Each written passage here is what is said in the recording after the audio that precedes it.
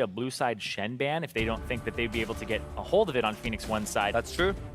And that it might be taken from by TSM, because Jace was played into it previously and it actually still didn't have a enormous impact or a winning matchup. And that's the thing I really love about blue side, actually. You get a lot of different picks you can take out. Red side is almost always banning the same 3 champions, so blue team gets some flexibility and kind of gets initiative in the draft. So we'll see what happens here in our champ select for the 3rd game. Rise banned from P1, LeBlanc, Camille, Rengar, probably banned for TSM. So where do Phoenix1 look for ban number 2? The Maokai Ivern were the ones previously. Does Fly believe in his preparation? I love his notebook. Or does he want to mix it up? It's great. That's style, as there's Maokai. So tree 1 down.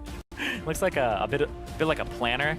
All right, I got a 5 o'clock, 2 p.m. beat TSM, 5 o'clock, dinner. It's somewhere in the 2 p.m. he penciled in the draft. He's like, yeah, this'll do. That's definitely how he prepares. There's Shen actually there for Phoenix1, so good intuition, Zyrene. Blue side Shen ban. Yeah, no Ivern being banned out there. As a TSM, you expect the Rengar is the last ban. Don't think TSM have surprises. No, they do not. First pick, Kha'Zix. What you expect to be on the board here. Zig's gonna have some fun. I mean, Jace is a consideration as well. Oh. Actually locked in here. Wow, so they're putting a lot on the shoulders of Zig. He has stepped up before, but now there isn't that pesky Shen to play against it and actually turn around the matchup later in the game. This is gonna be interesting. Yeah, 2 tanks banned for Phoenix1. Seems first pick Jace. Maybe unexpected here for TSM. We'll see how they respond. Horns are looking for this first pick in phase 1. You expect, based off tier list, that it's Varus and Kha'Zix, but they've passed up the Varus before in favor of the Jhin. They're going to take Kahi, which does make sense. We'll see if they want to make a safe AD carry pick. Probably not that one. Although technically, I suppose a marksman. Sven's having some fun there. Yeah. Already has the Kha'Zix locked in, so it won't be a jungle pick. I expect the Varus based off tier list, but would go over to Arrow, and yeah, there you go. All right, that makes sense. I was thinking, they did ban it. They want to take it away. I feel like TSM somewhat intentionally avoided the pick in the first game. Maybe didn't want it. Maybe don't feel as comfortable with Turtle on it. And he did have a good Ashe game in game 2 there as well. So I think that change worked out. But I think TSM know what everyone else does. You cannot give the best Varus in the LCS that champion. Exactly. Whether you're banning it away like they did in game 2 or picking it for yourself. Ooh! Nori. Ivern. Okay, the green daddy for Nori. That's interesting because this is somebody we expect to be aggressive, to be up in the faces of the enemy.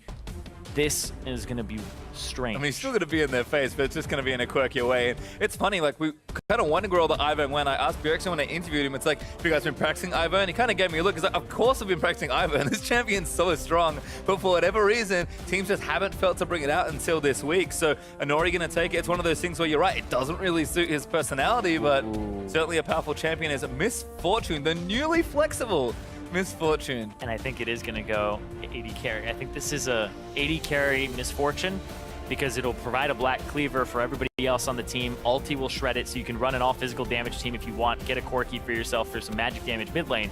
But up against Varus, when Varus doesn't have a support that provides him with sustain, it becomes a very difficult matchup because the Misfortune will both punish whatever Zyra or Malzahar you have and is a good matchup into the Varus.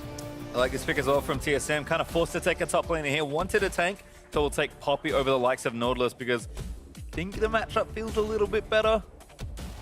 I mean, it's never going to feel great against Jace. He's pretty good at smashing people 1v1, but TSM will take what they can get. Now we'll see what happens in ban phase 2. It's been a curious start to the draft already, and TSM continuing to focus attention on support bans as Malzahar is taken away. They definitely think as well that it is a Misfortune as an AD carry, because of how well it's done into the Varus. And I think we'll be seeing more and more of that. The Deathfire Touch, Lethality, Misfortune does not completely counter, but it does a ton of damage, and it's able to actually deal with tanks too, because all the other AD carries don't buy Black Cleaver. She does. Yeah, and more notable here is that Ryu has not had an early pick mid laner, so we'll see if TSM continue to ban out supports. We've got Syndra banned by Phoenix1, showing attention there to the mid lane. There is the Zyra ban from TSM, so it might be pinching support. Again, given that they likely think it's not support Misfortune, and with the 2 things is good against banned away, that's probably pretty likely. Phoenix1 though, 15 seconds. I'm guessing another mid laner. Maybe they take Corki. Maybe they want Corki. Don't expect TSM to pick it and take Cassio away. Maybe they're worried about Echo. There's actually so much to worry about here for Phoenix1, and they do take the Corki away. Because that would be the safe blind pick here. So now You pick your support if you're TSM. Yep. Go down that tier list. Give Bjergsen the counter pick once again. He's just actually, yeah, okay. okay. Unless you want Orianna, right? Yeah, because I'm thinking like Cassiopeia is what you would want to play if you're Ryu, considering the bans. So that actually makes a lot of sense. So now you get to figure out before you see where this the Misfortune's going. You get to figure out, you know, what their bottom lane looks like. Who is their support? Is it the AMF? What can we play into it here? Okay. Would that be what they take? Maybe. I mean, Arrow could be the double bluff from Phoenix1. Yeah, it could be. I like what you illustrated about the Orianna pick for TSM. It's something we haven't talked about too much in draft, but it's existed since even before the 6-ban system. It's a blocker pick here for TSM. You take a pick that you expect to do well into the lane matchup of Cassio, and now it's taken away. Phoenix1, no, they have pulled a bit of a trick here, and there's Ashe. Unless that's Ashe support, and it's a real kooky world. Looks like we're actually very heavily flexing the Misfortune. So some wasted bans, arguably, on the TSM side. I saw the Azir, that's been a common pick into the Orianna, but... it's a Jace mid. All right, there we go. It's the flex. The double, triple, fluffy flex. It's the Phoenix1 bamboozle all over the place. And Bifrost's like, Vel'Koz like, no, we're taking Thresh. Nope, not happening. So yeah, now it's the Misfortune, which is most likely support the Jace top, or Jace in mid, and then the top lane Rumble. So this is the physical damage on the bottom half of the map, and then they have the magic damage in top. It's a miserable matchup for the Poppy. And now Jason to the Orianna does have a bit of kill pressure, and they have great range later on. It's kind of the last time we'll see it for this year as well, so I do want to bring the coach matchup once again. I love that we had a very standard draft in game 1, where Phoenix1 maybe came out a little better with the Shen. TSM, I'll say, pretty heavily outdrafted Phoenix1 in game 2, and Pass kind of pretty happy about pulling one over Fly, and Fly pulls out the wackiest double flex, double bluff draft I've seen in a little while. Yeah, they banned supports on TSM side, so they definitely just said, okay, we'll just ban supports because that's something that, you know, we'll try to pinch that pool. And they didn't even take a support for themselves, right? Because they could have just banned one, banned a mid laner, then went for first pick Zyra or something on the second phase. Instead, they need to know, they have to know, so they play it safe. It's the reason I love me some Coach Fly drafts. That was a pretty nice stroke of genius there from the man. So we'll see what happens as far as the play goes, of course. I think Phoenix1 have set themselves up well lane-wise, but TSM's comp is very strong. They've got good champions. It's very straightforward team fight. Should have a lot of tools to succeed here, but Phoenix1 have mixed it up completely. More of a carry there for Zig. Ivern for Inori, which is almost the opposite of what he wants to do. And double marksman bottom lane's pretty fun. We'll see how that one works out for them. That's probably the most standard thing about the draft Phoenix1 have on offer. Phoenix1, though, 1-1 right now against TSM. They established themselves as a second-place team and the kryptonite of TSM. They have Fly, who bumped them out of Worlds. They have Inori and Zig, who stopped that perfect split. And this could be the start of it again, establishing an era. Well, eyes will be on that jungler in particular. Inori skips his way towards the jungle and out onto Summoner's Rift. For our last match in our P1 TSM. TSM will go the distance once more. If they want another victory, they'll need to fight the longest path for it. P1 on the other side, like you said, not looking for an upset this time. They've established themselves as a real strong team, but they would love to take full command of that second place spot, at least over TSM, who had such a good showing last year. Yep. They want to get wards down, get deep wards down, figure out where Svenskeren is starting. And so that Ivern can actually take away a camp and triple buff. There's a bit of a guessing game that happens. If Ivern starts bottom side of the map, top side, actually, this got warded by Hanser, which is good. And so what Inori did is he walked all the way around, and now he might blast cone over and wait for that, or he'll get in the bush, and he'll go from Wolves. You can't know. You can't know. He's big, and you can see Svenskeren. I can see him, and I don't know. Yeah, you can see where Svenskeren is hanging out right now because he's doesn't want to be seen on the ward, and now he's spotted, and that's where Inori's going. Okay, bottom. He's gonna go Raptors to red to blue, but there's a ward right there in the river. And this is the other thing. Because you don't need a leash on Ivern, your top laner gets to go harass. Your top laner gets to possibly force his smite, get some damage down. We'll see it force the smite as well, so yeah. Inori looking weak right now, but that catches up quickly when you just steal away camps. Let's see. Sven's rushing in blue. Buff to buff, yep. It will be a level 1 Ivern. He's gonna go over the wall here, and Is he gonna wait? He's gonna wait. He's gonna wait for him to go over. And hit. Hello. Very nice. Inori just can't finish the channel. That could be a kill. Svenskeren looking for the first blood. Flashes. Oh no, there's first blood. Perfect setup there from TSM to counter the Ivern. They knew that was the plan. They placed down the ward in that pixel brush. They saw him coming, and he didn't even start the blue to set him up. Just said, all right, you're gonna come over. You're gonna take that Q. Real nice stuff here, but Zig and Hornster talked about Poppy maybe feeling okay about Jason lane. Rumble is rough for a melee champion. Very, very rough. And that's what they did, is they flexed things around. They flexed the Jace to try and get this better matchup in the top lane. Is Hanser, player of the game last time. And Nori, to be quite honest, this won't disrupt him too much. He has the smite available, so he'll go over to his blue buff, and he'll be able to pick that up. But this is a game that Svenskeren could destroy. This Kha'Zix, against everybody who's squishy, that's a paradise right there. It is. P1 gonna have to play the comp carefully as we check in with the bottom lane. It's been pretty fun to watch Arrow Adrian versus Turtle Biofrost. Arrow, very confident AD carry. It feels like 2v2. P1 have got the edge. Turtle last game was able to keep up in CS and to get ahead with all the sideline pressure, and Ryu is now pressuring Bjergsen as well. The other feature of the draft that was so good looking from P1 is that they found 2 solo lane advantages. You know, Bjergsen, he's on Oriana, he'll be fine, but Ryu is always going to have the aggressive edge here. Sven, called up on the caller. Ryu just leaps over immediately with a flash. He wanted it all. Ooh, he leaped over with the flash to try and take the Q from Inori to actually just gap close, but the leap came out from Svenskeren in time before a Q could come in through from Ryu and actually deal damage. Exhaust got used there too, so those are both summoners out of Ryu for nothing. Good news there for Bjergsen, who's going to have both his mobility summoners up, and is definitely taking the wrong end of the trades, which is expected. Playing here is Jace, but we'll see if Bjergsen can just keep things even. He is doing so right now, and there's Arrow pushing up to that turret. Where did Adrian get off to? Actually warding around, taking the blast cone. Yeah, that's the thing. Supports, when they invade, they will actually try to kill every plant they can. Because they saw Svenskeren on the top side of the map go in, put down a ward on a camp that you expect to be spawning quite soon, take both the Scryer's Bloom and the blast cone, so they don't have anything to scout you or gank you from a clever route. You can see the TSM fans out in force as far as fan votes go, but P1 certainly garnered a lot of fans last year, picking up speed when they upset TSM. And now establishing themselves as a top team, but how top, I suppose. That's true. How top 4 or top 2? There's a pretty big difference. There is. And this is those big tests right now. I mean, Ryu, he said he hadn't played against any really great mid laners. He's going up against Bjergsen now.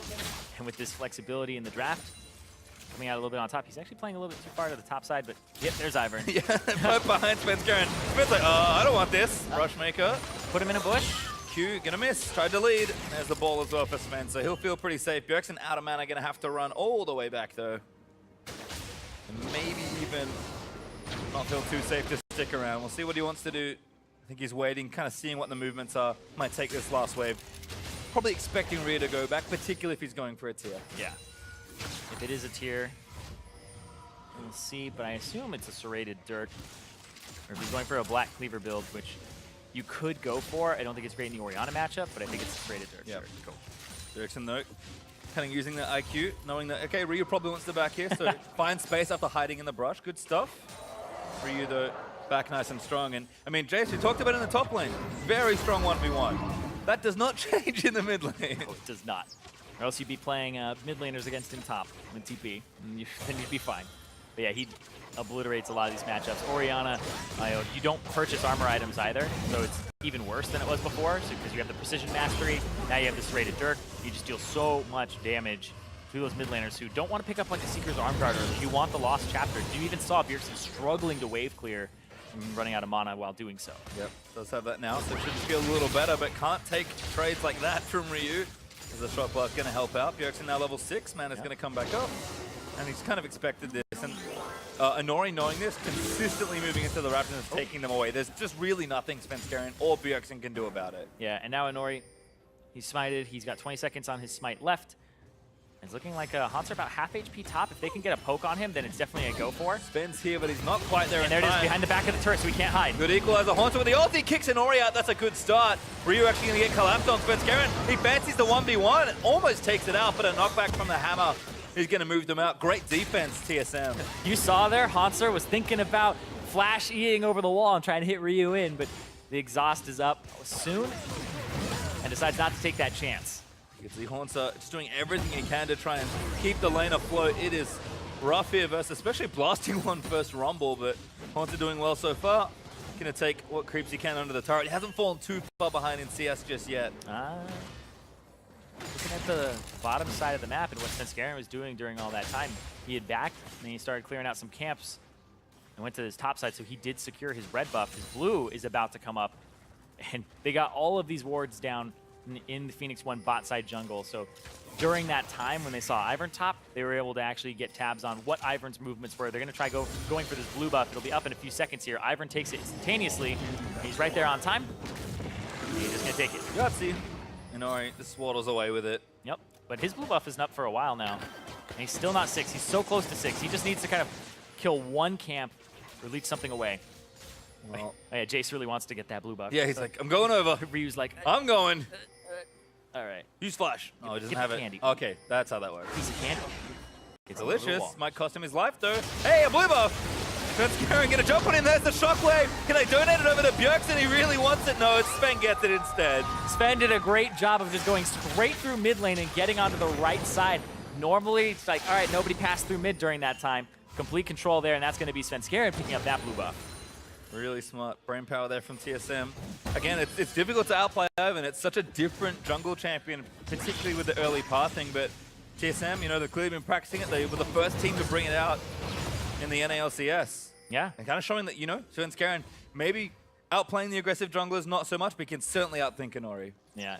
Knowing exactly what he wanted, getting in his head and figuring out, all right, I want to be on that side. And with Ryu there, Ryu just took a really unsafe path back, and he used his acceleration gate too far forward. The Jace combos, you typically throw out a Q, and then you acceleration gate while it's in mid-air, so that it'll fly, and like you're like, all right, that one's going to hit, and then you throw it, right? Whereas there, it was just too far away from him.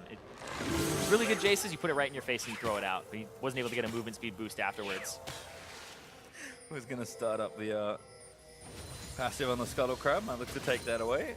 Bjergsen feeling a bit better about the blue buff parity, although Ryu has a red buff now. Yeah, he picked up the red buff. Ivern just duplicates buffs on the second round of buffs. Not the first one, but the second time.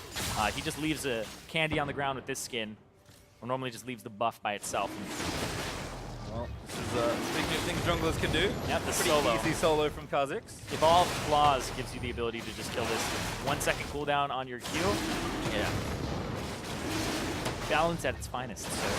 So. Does have his smite. He's going to use it there just to make sure. And then look to take that Scuttle Crab down as well. Checking back into the bottom lane. Wild Turtle actually up CS here. Yeah, Wild Turtle's doing a good job in this matchup. The Varus has a little bit more poke, so you have to avoid it as opposed to the Jhin, not as much. And Ryu here, looking at Svenskeren, sees him. Chunks him for about half there, and you can see Inori on the left side may actually be willing to pick a fight in a moment here, depending on how Bjergsen postures. Well, Shockwave going to go wide. Bjergsen with the early Sork shoes looking good for a bit of extra mobility, if nothing else. And Bjergsen again, got about a 10 CS lead there as well. Haunter also behind about 15, but he's been okay there on the top side so far. Zig kind of winning as expected. Haunter's taking his lumps and collecting whatever CS builds.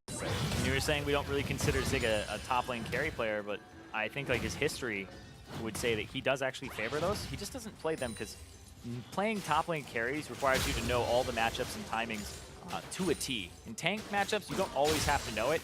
You just have to know, okay, I'm fighting the wave more than I'm fighting the enemy. When can I push in and when can I not push in, and then wrong. Whereas now you actually have to just fight and exploit the champion. Because if you ever let up on a tank, you just gave them so much room that they're not supposed to get in a matchup.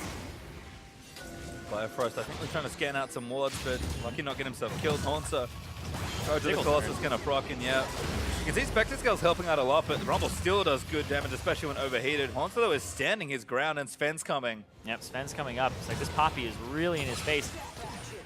Might have to ulti to clear out the wave, make sure he doesn't get dove, because here comes the... Can't see everything. They're going for it. Haunter looks for the slam. That's one! Haunter flashes out, and another kill for Sven. Exactly. Didn't see that coming, even though we had Bjergsen moving from the mid lane, and you have Haunter playing so aggressive as a Poppy. The ultimate has to come down a lot earlier than that. Whee! Arrow comes Little late. Zig overheated before he got the ultimate out. Could have been a kill, could have been a way to stop it, and he wasn't able to do anything, not even flash there. Well, Turtle just uses ulti. He's going 1v1 mode. I don't know what Arrow was doing there. I think Arrow might have been... Svenskeren, he's invisible! Lands in, goodbye. Get a chunk onto Adrian. It seemed like Arrow was looking at the map as opposed to looking at what he was doing in lane. Well, Turtle will take it. Just going to try and chunk him out. Arrow has to be careful. Little wide on that one for Turtle, but again, going to continue growing that lead. He does have the early Ghost Blade built up already, so doing good damage early. We expect Ash is going to fall behind at least in early DPS. Usually you can control the lane, but it seems like the aggressive Thresh support big helped out there as well. And Wild Turtle, even 1v1, doing some work on his own. Yeah. And the Ash requires about 2 items to turn online, whereas the lethality builds are so popular because they feel really good at 1 and 2 items. And then from there, it doesn't feel as great, but they still feel really good when you get those arrows on the backline. That's why Varus is just so popular. Adrian and Arrow going to keep pushing this one out. Well, Turtle did go back. Actually has a tier as well, which is as expected. Blue buff this time over to Bjergsen. And now he's got to go back. Might have the Morello Nomicon finished already. And I really like this from Ryu, actually. Yeah. Edge of Night first, which thinking about it makes sense for mid lane Jace, but it's kind of cool to see. Yeah, the Edge of Night, make sure that he can go in, pop it before he trades. Bjergsen up about half a level right now over Ryu. So even if Ryu went into trade, it is really bold to do so. No Morello just yet either. Kind of see how efficient Edge of Night is gold value-wise, despite the slight CS differential. And wants his weight around a bit more now. Yeah, level 10 to level 9. He's got a Shane, actually. He got the Sheen for damage, slapped, trying to actually push him out of the lane. And the matchup is just rubber banded back. And I was saying, like, carry top laners, you have to know the ins and outs of all the matchups here. And the fact that Zig was winning it, now he's a little bit behind. The CS is now comparable. They're pretty much even. Yep, has to ult the wave. He's like, please, Yeah, no like, more Spence carrying. No more diving. Please, no. And now going to recall as well. He does have teleport. Smart stuff overall from Zig. As Inori. Garen's going to fight him. Nope, too late. Recall going to miss. That makes the funniest sound. I love it when he smacks stuff when he auto attacks it and he's not in a bush, because when he's in a bush he does like a limp wristed well, a lot of damage opened up on Latin's gonna help. Good assist there from Biofrost. But yeah, when Ivern auto attacks, it's just kind of almost like an Elise auto attack where it's just like, oh, there you go, and it like floats over there. But when he's in melee and he doesn't have that extra range, he just hits it. That's great. Well, here comes the dive. Inori over. Brush made. Whee! Looking for the turret instead. Trying to get it. Top lane is going to go down a little bit faster though, so TSM first turret. Gonna lose the race here. Turret gold over to Hunter and Spence. Garen is nice for a bit extra. You can see already Turtle and Biofrost moving towards mid lane. Might find a pick here perhaps, although they have been spotted, so a little unlikely. Edge of Night's gonna make it even harder, but we'll see how much TSM want to commit for this. A lot. Biofrost is in there. Looking for the hook, doesn't get it. Bjergsen turns him off with the ball. Sven here as well. They might try and do this play again. Yeah, but there are 4 people mid lane doing damage. Gonna clear out that minion wave. Goodbye, Ryu. Adrian took a chunk and they know he doesn't have ulti. TSM might hang around a little too long here and gonna hit the recalls. Sven actually on top of a wall. It's bad news. Recall's gonna hit him. Buffer the jump out. Inori gonna keep going, but there's the shockwave. Goodbye, Inori. Sometimes you just gotta take the tree sin Q. You just gotta go in. Took it in, got shockwave. That was Bjergsen just hiding out in the weeds, and Inori, you're the one who's actually super squishy. He slapped in Daisy, but yep. No, it doesn't matter. You're the one that actually gets blown up. Important to note, Daisy very tanky. Ivern, not so much. You need that bodyguard. I mean, Inori, we talked about how he's the guy who's going to try to make the play. He's been making plays that have been actually costing him. He's a very risky jungler. Svenskeren, 100% KP, 3 kills. Just before that assist went over to him, and Bjergsen got that kill. Svenskeren had been doing work. Svenskeren had all of the kills. And another Fed Kha'Zix. Drake solo here from Sven. Really is putting in the work. Biofrost here for an assist. Bjergsen's like, yep, have a ball. Why not? And that's the second Drake there for TSM. A mountain is very nice. Yeah, now you're getting to the point of the game where you're wondering about that Jace first pick. Was that really worth it to give over this Kha'Zix that's just been working so well here? 4 people top lane. I think Concept might have some idea that they want to rotate here, but yeah. Yep, he's like, yep, leaving. I'm leaving. Yeah, because there's nobody bottom lane. That bot lane turret was already taking some damage from being pushed up. So, when Wild Turtle and Biofrost start calling that, you know, Arrow and Adrian aren't here, you definitely play back top. So Hanser did that right. Backs up. They have momentum though. They can actually push for another turret here. They've already but pulled they didn't check the top bush. They didn't check the top bush. Hanser's in there. He's gonna back Arrow. Biofrost back Arrow. He's dead. Oh, Sven. He's gonna be okay. Death by touch and a bit of shield there. You gotta check that bush. You have so many tools to do so as well. and Hotzer just hung out in there, and Phoenix1 get punished. They might even lose mid here as well. TSM did early work on this turret. You can see how damaged it is just to the far left of the screen, and Biofrost looking for a pick, might get picked himself. Root caller on, equalizer down. Goodbye, Bio. Yeah, he had flash, but he just got rooted. Long duration there, and checking Inori right now. He's actually maxing it second, so it's not that root collar max first, but it's enough, and he decides not to blow the flash. He's probably already dead and get chased down. Garen might catch Inori here, though. Oh, he's looking for it. Inori, oh, he's caught! Daisy's there. Shockwave lands in. Span wants to finish it off. Doesn't commit for it. Daisy would work. Wild Turtle with a snipe, though. This is the ulti, but that's okay. Yeah, I don't think he thought the snipe was going to get him, so just threw out the ultimate there for extra insurance. The flash out of Inori, though, and that's Bjergsen caught. Stunned. That's big damage. Arrow able to take him out there as Ryu leaps on top of him. Wild Turtle flashes out, but that's not enough. A double kill for the Ash. And Phoenix1 trying to get back in there, only 2,000 gold down now. They don't have a minion wave to push mid, but they do have the wave clear superiority, and that's going to be them trying to actually get some control of this jungle. They don't have the jungler. Oh. Ooh, good sweep from Adrian. Hook not going to land, a little out of range, but I like the angle from Biofrost. Svenskeren still wants in, he looks for Arrow, trying to take him down. Isolation damage is enough. Wants a double, again, dive the turret. See you later. 5 kills for Svenskeren. He's popping off. I said at the start. Oh, wait, he got out of there. Biofrost, you god! Saves his jungler, prevents the shutdown, and makes it look good. Well, that's where Svenskeren has to call him Bio Daddy for a day, because that was a sick save to keep that KDA. Those 5 kills for Svenskeren, and I said at the beginning of the game that this could be a Kha'Zix paradise with all of the squishy targets. You don't really care too much about Daisy, but all of these squishy targets comes out of the bush. They saw him for a brief second, but Arrow doesn't have flash, doesn't have a way to get out, and he was just too far up. Adrian had spotted the Kha'Zix, and they didn't respect the fact that he would be able to gap close there. He doesn't even have evolved wings or anything like that, but they still don't respect it. And this. Oh, Edge of Night drops. Oh, that's so good. I'd be so mad if that happened to me. You mad? You tilted? That would be. You have to actually hit the ground for two disguise to deal damage, so it interrupts it. There are some abilities that will still go through regardless. But that's one that also you can flash away from because it's player targeted. You have to target the champion or a minion, etc. But it actually targets the ground.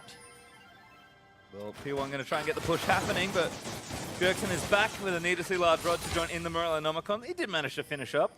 And TSM looking pretty healthy on items there, and also in gold. 4,000 gold up, sub 20 minutes with 2 good Drakes to their name as well. You can see the leads there. Yeah. Hunter again looking good, but Svenskaren's got the biggest lead. Yeah, this is why I thought Ivern wouldn't be seeing too much play from a lot of the aggressive junglers in North America, because you just get so far behind if you try to play the same way that you normally do, and then this happens where that's honestly a Kha'Zix taking a blue buff about as fast as the Ivern would with the Smite combo after releasing it. So we see a lot of high skill junglers. We're talking about all our rookies like Acadian, Contracts doing well on carries. For the Ivern, it's a new skill set, different one. It is. And they're going to try some sort of push here. Setting up some brush, looking for a pick perhaps. Ryu has the poke ready to go. This is, I mean, yep. the Varus isn't there, but this has kind of been what Ivern does strengthen. A lot of the poke and seed style comps. I mean, look at Ryu just firing away from the brush. Yeah, because you can't see where the poke is coming from. You just set up brushes where there shouldn't be bush there. No, should not. Thankfully, Ivern makes some as TSM looking to push down just yet. Still with a turret advantage, that mid lane auto is good for them. So they managed to take that one away. And again, the gold lead is looking nice. They're going to just manicure these side waves and try not to get poked down too low. TSM probably lining up with that Ocean Drake up in 55 seconds. Yep, and Svenskeren is becoming a big problem. Good hook. Here we go again. Tons of damage. Be a kill. And Ori just can't survive it. Yeah, he's dying in the cast time of Daisy and the redemption. He used the redemption. Oh, Bjergsen! Total though. There's the assist for the Cypher. Bjerg wants it still. Has the ulti, looks for arrow ball position, not quite there, but the push on turret will be. And this is TSM just taking everything they can. The jungle, you no longer have any priority in your jungle at all. You've lost your jungle, you've lost your lanes. That's both buffs being contested by TSM because they have a fed Kha'Zix at 6-0 and 3. And this Ivern, it is just becoming worse and worse for Inori. Look at the preparation from Hansa. TSM planned it all. They have the way pushing in bottom lane. They'll take another turret. 2 kills, 2 turrets, 5 turrets to 2, and the gold lead getting massive. Top. This might be Svenskeren making a play. Ryu. Going to exhaust him. Sven's going to wait it out. He's got his flash. Can he look the outplay? Flashes out, and now does he dare go back in? He's got no ulti. He finds a slow, but he doesn't want to go too far. Yep, he wants to pick up those minions. He may have been able to pick up a kill there because Ryu doesn't have the mana. And with no jungle at TSM, going to take their third consecutive Drake of the game. Ocean number 2.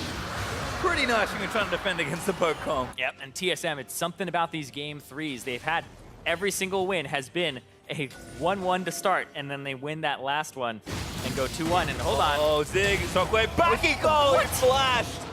That's a mess. Haunter picks up that kill.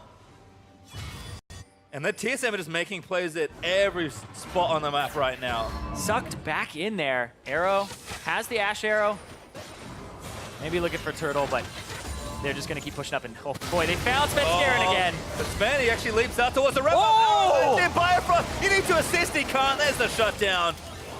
Red Buff going to go over to Ryu as well. Candy, no Candy to Inori, never mind. That was a sick arrow from his namesake. That was crazy. Predicted that he would jump over the wall and fires it from around mid lane, and that's enough for them to follow up and get that first kill on Svenskeren. They desperately need. But now they're covering Baron Pit. They actually don't know for sure, and now they do because they've actually contested waiting for a TP play, but Haunter's all the way in there. Ryu getting chunked down low already. Turtle's out of position. Turtle is, but he flashes over the wall. Zig trying to get in there. That's a good equalizer. Turtle getting burnt out. Will fall as our Haunter slams Zig into the wall, but the damage is still there. The lantern's not enough to save him, and Haunter goes down to Inori. Daisy eats the next hook. Oh, but she's okay. She's alive. She will regen it all up in just a moment here. She gets out of combat. No, he puts it back in. All right, keep Daisy safe. Protect her. Get your waves. Get your waves. Yeah, good picks there from P1. TSM still control the map. P1 have big sidewave minions to deal with, so won't lose too much more there, but TSM tried something and P1 answered really well. Yeah, Turtle's just out of position here, and that's a good TP from Zig from behind. And then Turtle's like, I have to fire this arrow somewhere because he doesn't want to be slowed when he's charging it up. He's still slowed. Gets killed by the ultimate from Zig. And then a good body block there from Daisy. People say she's kind of brain dead, but she definitely came in clutch. She knew it would have saved the team there. So TSM still up, but the gold lead's diminished a little bit. It's dropped by, I think, 2,000 gold since we last checked in. 5K is still a nice lead, but and so are the Drakes that TSM have, but momentum stopped a little bit here. Blue buff going to go over. Things still looking good. Yeah. But P1 doing what they need to kind of keep this game afloat for themselves.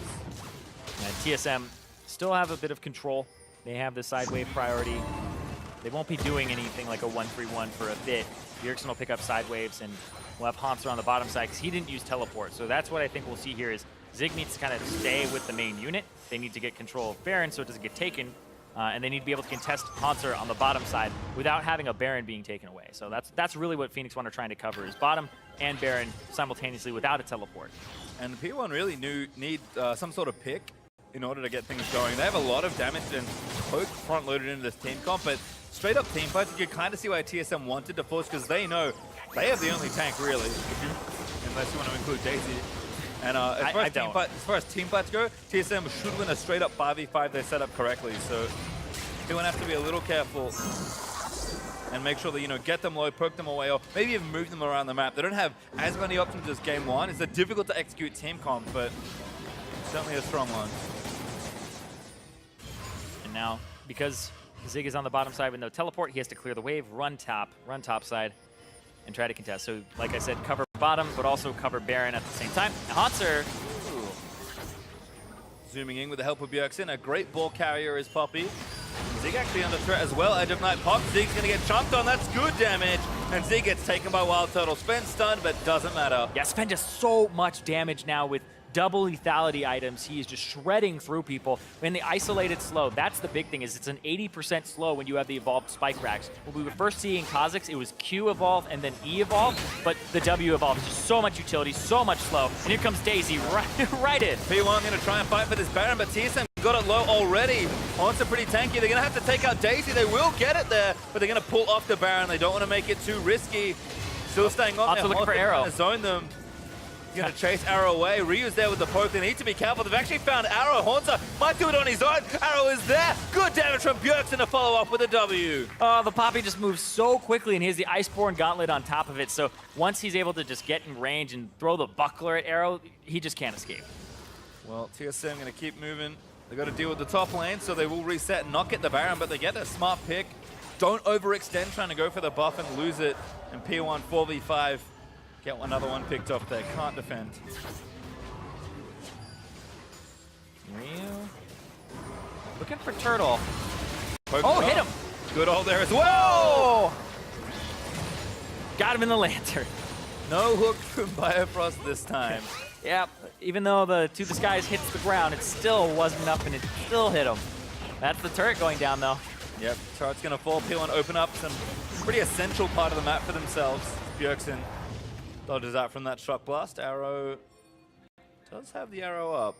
Not gonna throw it straight down mid lane. And kind of talked about TSM's teamfighting comp. Arrow will scale nicely into those situations. So again, P1, it's not like they can't teamfight at all. It's just way harder because they have so many more squishies and there's a big Kha'Zix. Yeah, exactly. It's much harder. They have way more squishies. It's a big Kha'Zix, but also this Poppy's at the point where you don't kill her fast enough for you to actually survive in a one-on-one. So almost anybody pretty much just falls. And there's no Black Cleaver in sight either. Ryu is now buying the Phage because he went for the lethality items first up against Bjergsen. And now he's getting that Black Cleaver to try and help out. But actually, no, Adrian has one. Okay, so he did have enough gold already. Forgot about support items for a second. Yep, support Misfortune, you know. The support Black Cleaver. It's fine, we've seen that. Gets me every time. We've seen that for years. That was the Ocean Drake number 3 for TSM. 4th Drake overall. Gonna get an extra out of it as well. No Elder just yet, so TSM are really stacking up this objective. Yeah. Some crazy controls of it as well, because they now have 3 Ocean Drakes. So the poke doesn't matter. The Jace hits you, and you'll just regen it back up in a siege situation. So P1, this happened to TSM the other day. Bjergsen was talking about it where, nope, enemy team, they got 3 Ocean Drakes. We were poking them, and it didn't really work out. P1 know that now attention will be turned to Baron. Do have good vision control around it. Lots of blue wards in the area, but TSM, they'll move through, they'll clean those out. They've got bottom lane pushing for them, although Zig is going to add to that right now. TSM don't need much here to really break this game wide open, but they will need something. Gonna see what they can do playing with their lead. Gonna start by making sure they clean out all the vision that P1 have very carefully put around this area. Yeah, before Phoenix1 fight, they really want to have Zig be level 16 and have that rank 3 ultimate, but he is actually a bit of ways away from having that. Now we're gonna check with a hawk shot, trying to see where TSM are. P1 maybe cut them up in mid here. Also a little late. Just gonna throw with the ball. The arrow hits him. Good equalizer as well. Then open up, and he flashes out just in time. Redemption down. Svenskeren throwing spikes. Yep, throwing spikes, trying to get the slow. And now they're just trying to get mid priority here. Maybe set up some bushes and push. You have to watch out. Hanser. Yeah, you can see Hanser's actually just playing towards the back line, playing where they can't push up because the threat of a flank is just too high. Yeah, even 5v4, P1 don't feel comfortable. Bjergsen healed back up. He's going to run back down mid. Try and force something. In fact, Haunter looks for Arrow, wants to chase him, needs to hit him with the buckler, but Arrow got both summoners up, so it feels pretty safe. Whereas P1, they have some members trying to at least continue to have vision on this top side and handing out blue buffs. Sven, ooh, he looked for something. He popped the Ghost Blade. Might find an assassination. Barely misses out on slowing Inori. Good bit of brush to cover the retreat. They'll take it out on the Wolves. Here comes the dive. Oh, nope. Not yet. They're going to push instead. Good little rotation from TSM. It's a big wave, and the wave clear is pretty much the shock blast. Inori? Haunter just going in, zoning them all off the turret. Zig might have to join. He's got TP. Oh! Shockwave finds Adrian. It's a big kill. Inori chunked as well. Haunter gonna not quite get him, but the turret goes down. That's a good pick. Support really do melt to these mages. That was a sneaky ball there, just right in the middle of 2 people. Almost obliterates Inori, but Adrian just gets wiped out. A support life right there. Well, TSM, they're going to start a Baron. That little blue trinket moved away. Biofrost is running TP from behind. Zig does have ultimate. He doesn't have level 16 yet. Put down a ward. They know that he's in the backside. They put it on Bjergsen Turtle. Going for that. It goes over to TSM. They smite it away, but the fight's going to break out. Turtle, he's low. Daisy's going in for him as well. They want Bjergsen. Flashes out Bjergsen. He's going to go down. Arrow firing away as well. Sven's very low. He's going to fall. P1 cleaning up the other end of this fight. Haunter is tanky, but he's not tanky enough. He's finally going to fall. Good sniper from Turtle, though, to maybe save the back end of the fight.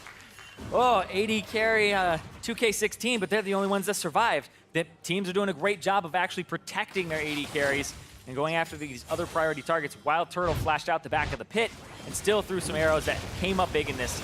That's a great equalizer onto both carries there, hitting both Bjergsen and Wild Turtle, and they have to go to the back of the pit. Bjergsen doesn't have his flash, so he's ghosting, running in circles away from Zig.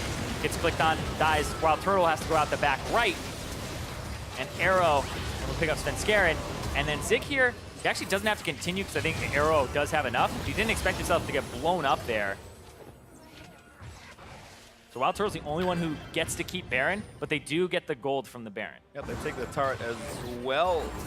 While TSM are off the respawn, so P1 get themselves a bit of extra gold. And again, the game's been very close as far as the gold totals go. TSM have one person with Baron. It's Turtle that managed to get away, so maybe they can get some damage done there. But it's been a pretty open map for a while, and it feels like TSM are playing a little slower. The Drake control's been good. That Baron fight was decent. Didn't quite do it 100% correctly, but at least they secured it. Yeah, they got the pick onto Adrian, so they were thinking that, oh, the big ultimate we have to worry about, the AoE in the pit, aside from the Rumble, it's down. We have that misfortune, it's gone.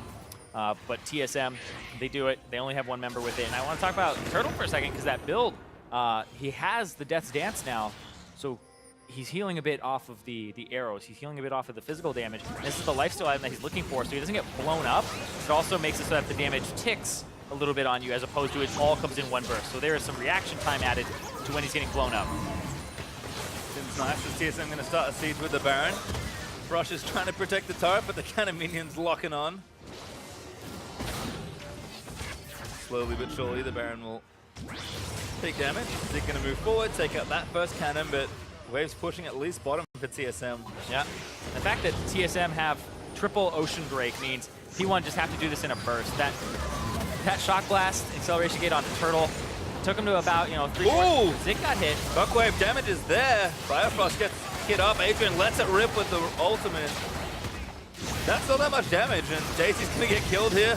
Pulled into the team. Feels bad. And now that triple Ocean Drake's going to start kicking in. TSM trying to catch someone rotating aggressively. Ooh, wants a caught. I say that. He's Poppy. Pretty tanky. Yeah, that Shock Blast not hitting anybody there before. Ooh, look at this huge wave. Yeah, it's a big wave, just trying to get out. And now on it. Bjergsen almost dead to the ulti there from Zig. He has to be careful, healed up by the Redemption. Turret's going to go down. TSM might need to retreat though. Redemption are coming up for P1. They're going to continue the fight. Haunter takes the lantern out. Svenskeren can't find a target. P1, no cooldowns really left. TSM take the turret and get away with it. And they're going to move straight towards that Mountain Drake here. And that'll be their 5th Drake. That's huge for them. The 2 mountains and having the regen means that they can just back off of this. Bjergsen pretty close already to half HP after the Honey Fruit on the Ocean Drake. And they're going to pick up another. So it looks even worse for Phoenix1 as TSM. Oh, they're starting to put the final touches on this game. Yep. Try to close it out for themselves. They've just built up so many advantages for themselves. It's not quite reflected in the gold lead. 6,000 up, still nice, although we are getting a little late. But those 5 Drakes. 5 Drakes is huge, but I do think that Phoenix1 have great chance in this with the way that Zig has been ultiing. It's been coming up huge, and that was almost 2 catches there from Inori. Inori threw out a root collar, and it almost hit Wild Turtle. It was from the brush, and it was so close. If it hit Turtle, it may have been a kill there because he doesn't have his flash. TSM, though, they have to play carefully around all the damage they've got built up. I'm a marksman too, Sometimes you just gotta take it. He's actually just pathing by and took the red buff that was just sitting there on the ground. He was hungry. It's been a long series. Ooh, piece of candy. And sometimes you just gotta pick up the one that's there. AD carry. Sometimes solo queue, you just, oh no, I took the buff. Big sorry, didn't They're gonna clear these out. Baron it up for a little while, so TSM going to assault mid and top side. Haunts are actually guiding the minions forward. Gonna assist the super minions. Baron buff has dropped off though. Don't believe Turtle has it anymore, so TSM gonna have to do this the honest way. But there isn't really much to fight for that's outside of the base of Phoenix1 right now. Drake's not gonna be up for another 5 minutes. What are you doing there, Ryu? Dying slowly. Looks like it. Maybe not that slowly either, depending on how much I can catch him. Chain of Corruption not there. Ryu gonna try and stand and fight. He's gonna try to give him the runaround here. Chain of Corruption already used. Slows there. Slow is going to try to poke him down, whereas bottom lane, Haunter actually just used the ulti to get rid of Zig. Ryu's going to try to turn! He's going to look for the Bjergsen. He gets it! kill comes down. 1-for-1 trade. Nice play, Ryu. He turned it around there with 4 people chasing him, and then the Poppy bottom Haunter had to blow his own flash there. So that's actually a Summoner Spell trade that's in favor of P1, but an assist on the back of TSM's kill, so it's worth more gold overall.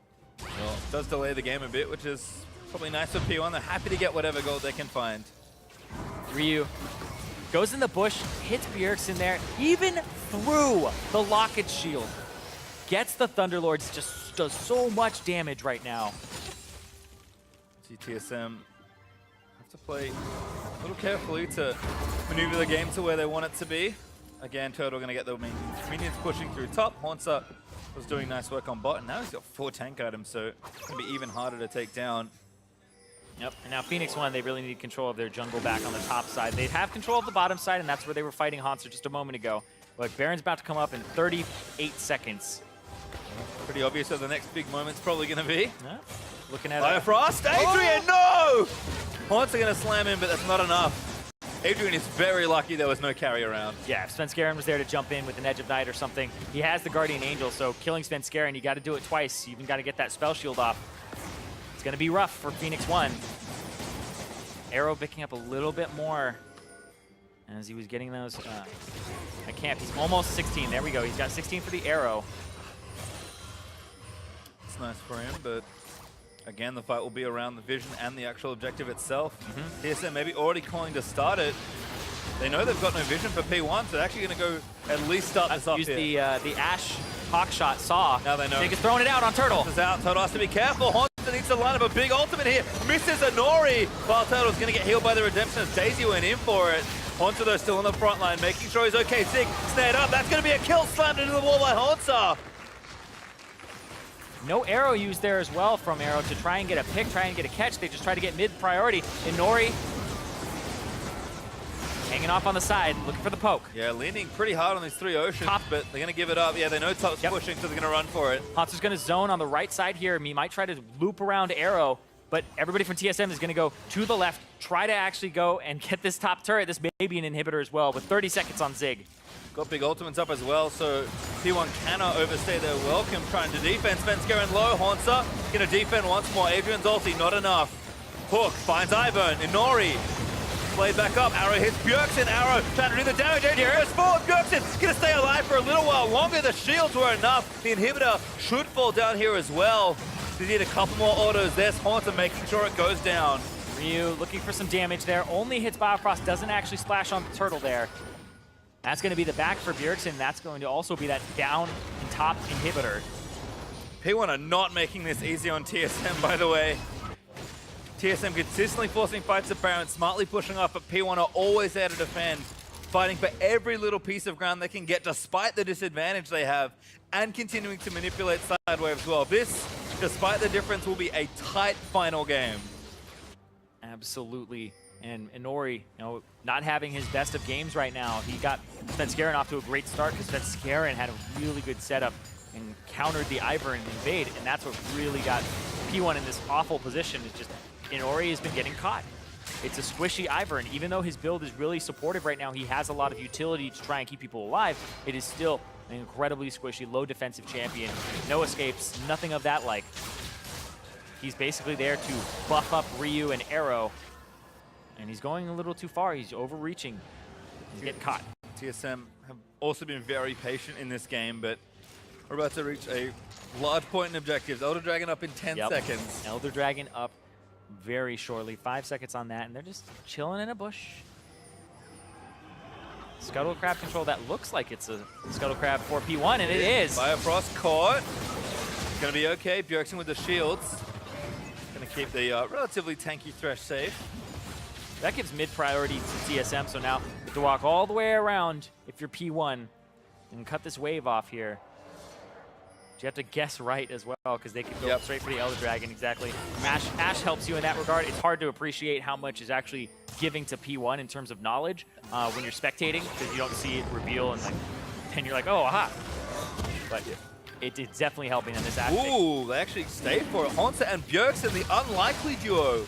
These are the two that you can have just sit here and pick it up, and that would be the Elder Dragon with 5 on it. 5 Drake Elder Dragon crazy. Good adjustment from TSM. Last game, they went to Elder Dragon, and it really cost them in a trade they didn't want.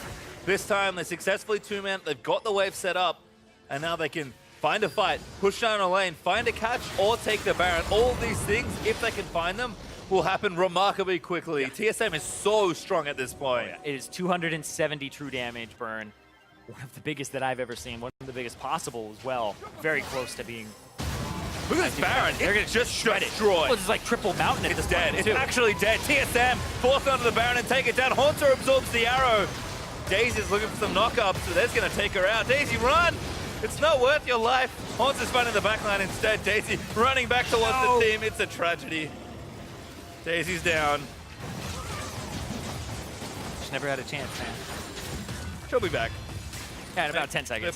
super low cooldown. Maybe not in time.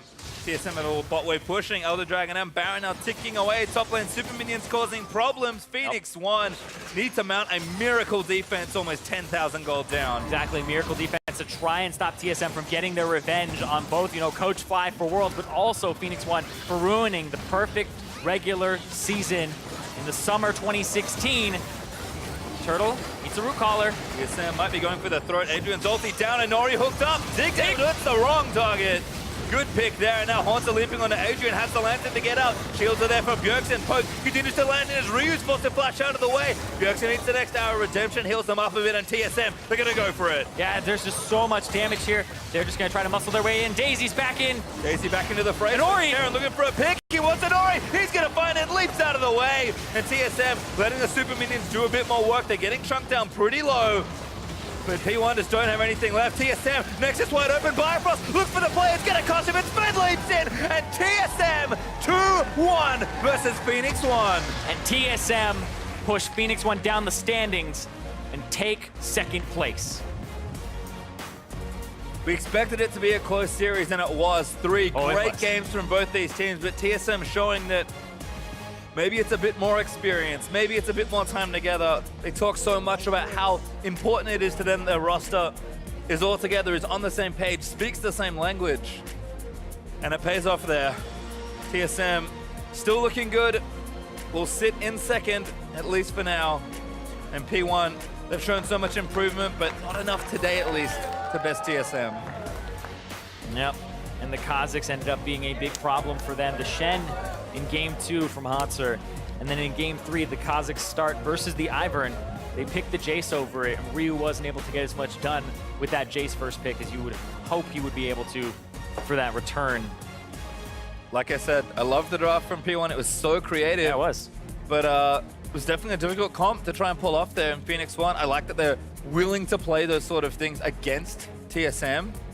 But at the end of the day, TSM's comp may be a little simpler to use, and Haunter on tanks in particular showed up this series. Both the games they won, he was a huge part in their win. Yeah, I think he was a huge part in both those wins, like you said, as well. And I think Svenskeren in this game was a big hero. I think there was somebody who was like a little bit even more clutch than him, and I think that's Biofrost. Biofrost hooked to end up saving Wild Turtle. Biofrost's last few hooks to pull a Nori in, and that last one to hit Zig, and then have the ultimate come off afterwards from Bjergsen in the Shockwave. So there were some clutch hooks to actually end the game or prevent it from actually getting snowballed. And he was pretty much their primary engage tool, considering that they had an Orianna and they had the Poppy to try and jump in. But the hook is really what gets you that pick. I think Biofrost has played multiple Thresh games already, and he's looked good every time. It's Still playing, clearly a champion he's comfortable with, despite it not being, super in meta right now. And it matters. Maybe it's just TSM need him to step up a bit more and make some more plays. He had his rookie split last year, looked very good. Now coming into his sophomore year, looking still just as fine. Yeah, and there were some nerves or what we were seeing at Worlds from him. And so that's what he'll be looking forward to, is if he ever goes back to international competition, what does it look like for him? What is his performance like there? Is he going to have those rock steady hands and being able to deliver and make plays like that too? Because those are very bold.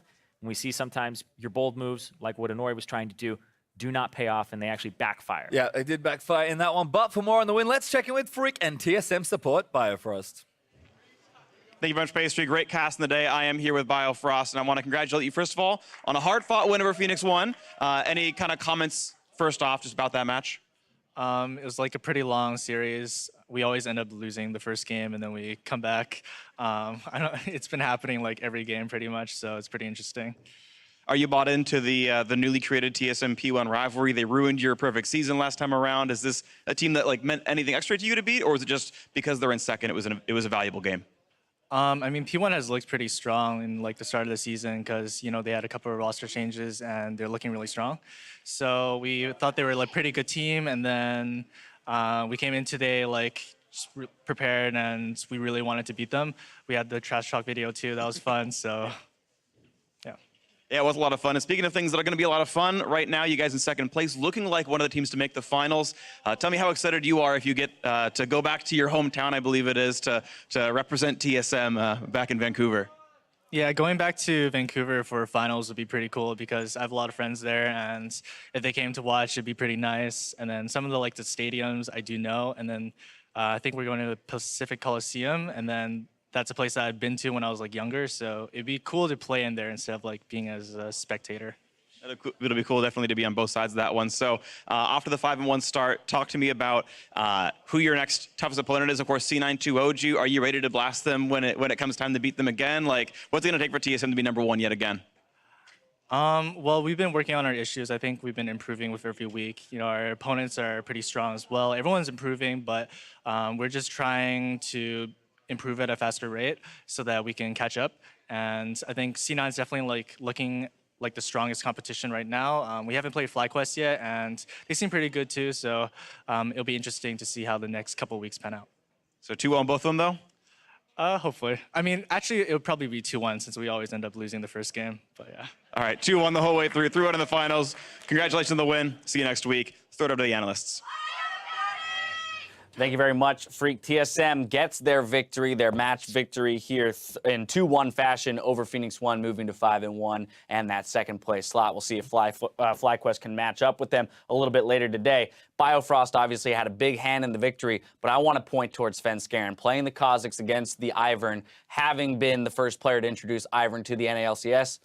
Really smart level 1 plays out of him. Got to know both sides of that matchup. And I want to get right into the level 1 because it was very clever and very pivotal with what they did. Notice how they scouted out with an early ward right here. And so often, Ivern can start wherever he wants. So you go red, and then you basically guess which blue buff you're going to, whether it's the enemy or the ally. So Svenskeren actually says, why even make this a guessing game of me being able to get a buff stolen from me? Why don't I just go immediately for a buff? And it's even smarter when he paths around the downs, and he goes straight essentially for his own blue buff and doesn't take any other camp. So he's cutting off Inori, and they've already warded early, and then being able to blast cone and get into the brush, waiting for Inori to hop over with his Q so he can't even use it to peel. Then it's just a simple flash follow. So this is preying on Inori's aggressive tendencies, because a lot of times Iverns, if you want to play safe, you keep in your own jungle. You want to go aggressive, you do that steal. That's pretty much been since the launch of Ivern, but Svenskeren just guessed what Inori was going to do, had the ward to confirm, and got the kill. Right, and the big thing was that it wasn't just, okay, he got a kill on the Ivern, tricky play, that's smart of him. It was that he snowballed the early game super hard and just ran around the map, killing everyone. He helped win this top side matchup that's usually a counter pick, Rumble into Poppy. He helped win that easily for Haunter. A number of huge plays from him. Right, 1-0 turning into 3-0 very quickly in the game. As you mentioned, he will be picking up player of the game for this, for the good start for the team. Obviously, the victory was a long time coming there, and it was off the back end, as Irene mentioned, some great hooks from Biofrost in the late game on that Thresh. I mean, Jat, you were kind of joking around while we were watching the game. Did people forget that Biofrost is actually a solid Thresh player, and this is a viable pick for him, especially when you consider that Mal, Zyra were banned out. There was a fair number of supports taken out of the pick ban. Yeah, I was thinking earlier in this year, man, Biofrost really defaulting to Thresh a lot. Oh wait, before he even joined TSM, they thought he was just a Thresh one trick, and they were surprised he could play other champions. So his most practiced champion, like career-wise, just now getting a lot of prestige and pro play. I mean, as great as this to be like, oh yeah, Biofrost, great Thresh performance late in the game, you have to look at the rest of TSM's performance in the late game. They have a good comp for closing the game out. Yes, P1's comp is very high damage. You get punished if you start an objective off and flub kind of your turn off or something like that. But it still took a really long time given how explosive their early game was, and it continues to be the same kind of issues that have plagued TSM. Come mid-late game, they often struggle to get what they need to done. And I think that's kind of the big thing here is that all of TSM's victories so far this split have been 3-game series. So none of them are necessarily crushing victories that they should feel, that they can rather feel super confident about moving forward as like, yeah, we are again the most dominant team in North America. No, they're not there yet. They are picking up the victories and they are sporting a 5-1 record, which is sweet, but there's still so much they got to clean up around their game. Yeah, they're 5-1 in matches, 10-7 in games, which would actually be kind of a meddling record as far as trying to be a top-tier team. So, yes, it's good that they have the consistency to not lose the series, but then the inconsistency of not closing out games very quickly and just flubbing a few of them. I mean, they got pretty quickly closed out in game 1. Right. Those are the things they're going to want to clean out because they have aspirations of being a world-class team. And Mark, what about on the other side of the matchup here? Because we were talking about Phoenix1 coming in hot off of 3-2-0 victories. So they were, if anything, the more dominant team coming into this matchup. Well, they exit with a defeat here and a 4-2 record. How should they be feeling as a team coming out of this matchup? I think they should feel fine, honestly. Game 3 was a totally different draft than we see out of P1. They take the Jace early to bait the Poppy pick. They flex it to mid. They grab the Rumble for Zig, which he's pretty good on, and then they take the Ivern. And so all around, this draft is not what we were used to seeing. We're used to seeing, Zig on tank, Ryu on, some kind of control mage. It went totally out there, and then it started as bad as it could start. So it wasn't like, oh, they don't know how to play this team comp. It was like they got destroyed early off some Sven plays. So I look at this and say, the series could have gone either way. The way Game 3 started was a disaster when they tried something different. Not too upset about it. Let me ask you this. This would be a yes or no answer here. Would you want to see P1 try this composition again? You mentioned it's a very different look for them. Would you want to see them play this again, maybe to more success if they don't get out to a level 1 first blood? Yeah, I mean, I think I look at this comp. I understand what they were doing. It makes a lot of sense. It was tricky. They baited TSM into doing exactly what they wanted, and then it just goes horribly wrong. Like, you don't have time for the Rumble to destroy the Poppy the way you want to. It just got turned. I guess that was a lot of words for a yes or no question. Yeah, well, I guess I say no. Okay, yeah. So, because here's yeah. what I'm hammering at, right? Phoenix1 seemed to have established some kind of a winning formula, which is that Zig is going to be primarily on the tanks and be that role player top lane. Wait. It's good to be varied for sure. Yeah. But based on where they've found their success, I would prefer them to have Ryu on a more proactive champion instead of a poke wave clear Jace and a Nori on a jungler who can invade and kill people. Yeah, all right, Mark. Last point, if something like this works, it throws a lot of mind games at an enemy team. Yep. So I do like that part. I would love them to do it again if they were good at it. That's the thing. I think, hey, look, it's early in the split. If they can craft this composition again and show us that they can get a victory out of it, it does a lot for them later in the season when it comes to diverse strategies. That's going to close, or rather conclude this series here. TSM picking up the victory on the first series of the day at NALCS 1. That's not all the league action that we have for you, though. After the break, we have Immortals versus FlyQuest. Don't go anywhere.